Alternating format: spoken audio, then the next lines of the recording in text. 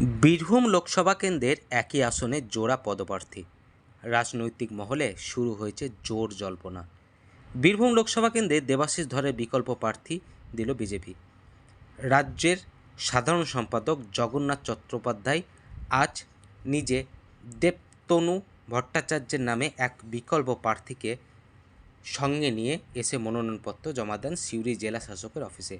আর এই মনোনয়নপত্র জমা দেওয়ার পরে রাজনৈতিক মহলে শুরু হয়েছে জোর জল্পনা। আর এই প্রসঙ্গে বীরভূম লোকসভা কেন্দ্রের আগেকার পদপ্রার্থী দেবাশিস ধর কি বললেন শুনে নিন জনগণ নিউজের পর্দায়। এটা একটা টেকনিক্যাল ব্যাপার, ঠিক আছে। তো এটা দলীয় সিদ্ধান্ত, এর মধ্যে কোনো ব্যাপার নেই। যেহেতু মাননীয়া সেদিন ওই অনেক কিছু বলেছে, আমরা কোনোভাবে কোনো জিনিসকে ছেড়ে রাখতে চাই না। এর মধ্যে কোনো রকম ম্যাথামেটিক্স নেই। অবভিয়াসলি আমি প্রার্থী হিসাবে নমিনেশন দিয়েছি। ইন কেস কোনো রকম যদি অসুবিধা যেন না হয়, সেটাকে আমরা ব্যাকআপ হিসাবে নিয়েছি। মুখ্যমন্ত্রী মমতা বন্দ্যোপাধ্যায় মঙ্গলবার বলেছিলেন দেবাশিস ধরকে এখনো রাজ্য সরকার ছাড়পত্র দেয়নি, তার জন্য কি এটা দেখুন, মানে মিথ্যা বলতে বলতে মানে প্রথম মিথ্যাশ্রী পুরস্কার উনিই পাবেন, ঠিক আছে।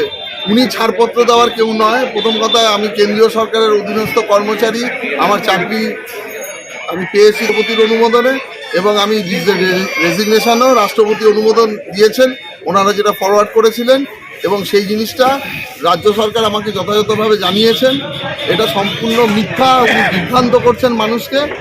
আর দু নম্বর কথা, যে আমি অবশ্যই রেজিগনেশন অ্যাকসেপ্ট হওয়ার পরেই আমি মানে আমার এই মনোনয়ন জমা দিয়েছি। আপনার মনোনয়নের পর হঠাৎ দেবতনু ভট্টাচার্য কেন এটা দিল বলে মনে করছেন? বলে দিলাম অলরেডি।